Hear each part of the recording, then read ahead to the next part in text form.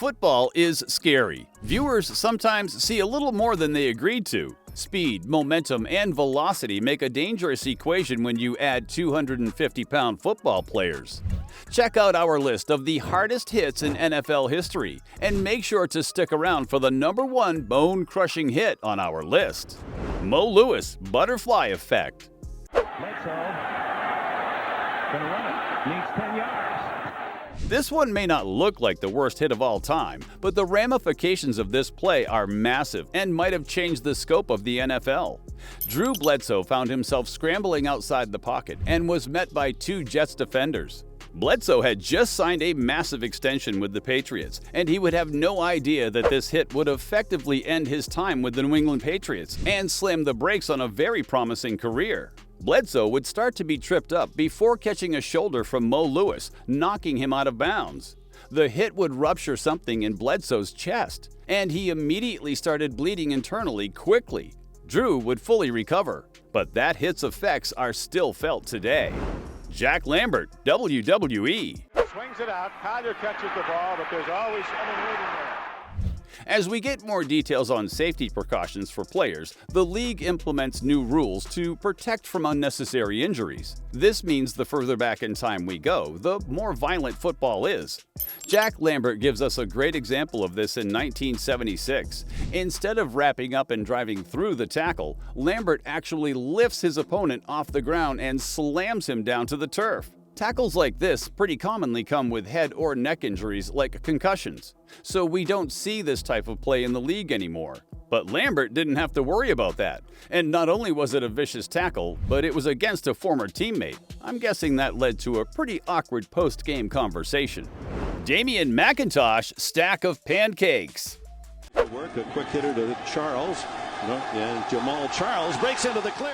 Offensive linemen deserve a little love too. When dealing with the big fellas in the trenches, you better hope they don't pick up a little speed, or you better get out of the way. Offensive coordinators try to draw up plays to get their big men in the open spaces to clear the path, and you see exactly why this is a good strategy. Damien McIntosh, a Kansas City Chiefs offensive tackle, made things very easy for his wide receiver. On a screen pass to the right side of the field, McIntosh ran out to the second level of the defense to try and win his assignment.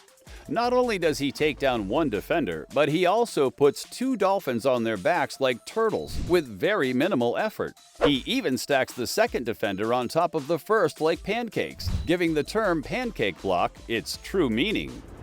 Heinz Ward flips the script. He got right by the oncoming rush. The blitz was on. Ed Reed is a Hall of Fame safety and was known for his ferocious and defeating play style, but even he found himself on the wrong end of the hit sticks occasionally. In this game against the Pittsburgh Steelers, it came from receiver Heinz Ward.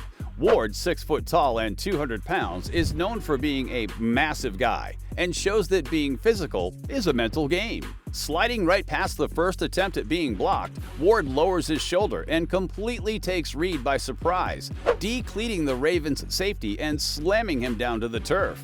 Reed was visibly shaken on the field and had to be helped off, showing that even the mighty would fall sometimes. Patrick Willis destroys Brad Smith. Patrick Willis was a force to be reckoned with. The 49ers linebacker looked like a tank standing in the backfield, and he sure hit like one. The middle of the field is a very scary place for receivers, as you could get hit from any side, so it's hard to prepare yourself. This is where many massive hits come from, and Patrick Willis might take the cake with this destructive play. With the help of his teammate, Willis timed his hit perfectly and bent the receiver like a lawn chair. It seemed like he only gave 80% effort and was still able to get the fans off their seat. It takes a very powerful player to lay the boom like Patrick did on a week-to-week basis, and an even tougher player to walk away from it. Willis McGahee, Ryan Clark, double whammy.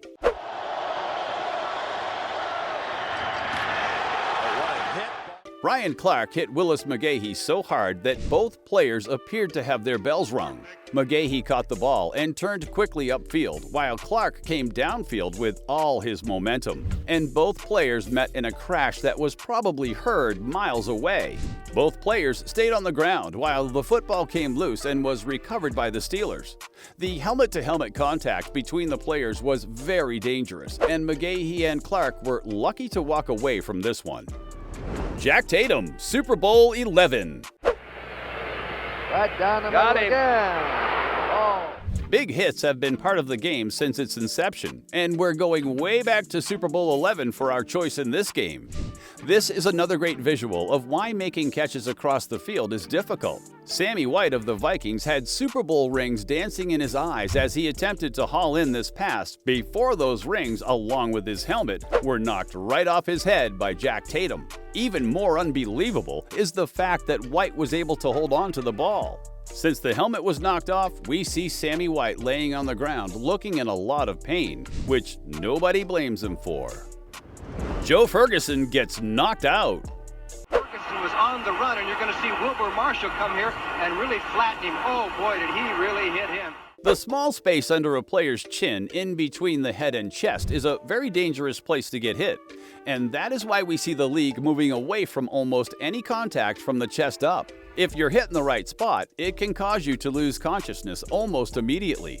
It may be a freak accident, but it's something viewers witness every once in a while. Quarterback Joe Ferguson found himself with a defensive lineman in his grill, and even though Ferguson had released the ball, Wilbur Marshall was unable or unwilling to pull up and leveled Ferguson right under the chin strap with the top of his helmet. The quarterback went stiff, and trainers went out to check on him as quickly as possible. Heinz Ward is back for more. Heinz Ward may not be the biggest player on the field, but that didn't stop him from making this list twice. A receiver has to be able to catch the ball, that's obvious, but a skill that may be overlooked in the pass-catching position is the ability to block for other players. Keith Rivers was not prepared to be flattened when he pursued the Steelers' ball carrier, but Heinz Ward felt it his job to knock those cobwebs around.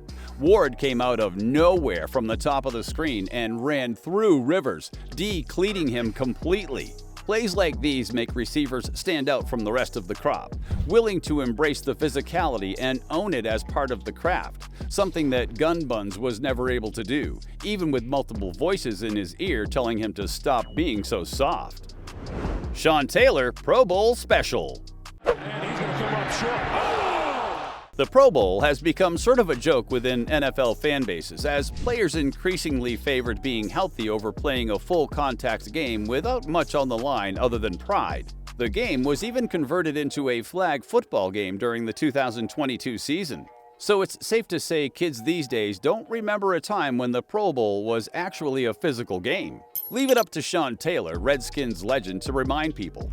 In a game between the AFC and NFC, Brian Moorman, punter for the AFC, faked a punt and scrambled out to the right side of the field and tried to squeeze through blockers to find a first down. Taylor wasn't having any of that. He came screaming through, unfazed by the trick play, and reminded Moorman of why he decided to be involved with special teams and not offense. The poor punter got his lights knocked out and walked back to the sidelines, ready to pick a bone with whoever called that play. It's hard to limit this list, but countless plays made us look away from the TV and wince in pain. Remember to subscribe, hit the bell for alerts, and stay updated on all NFL news.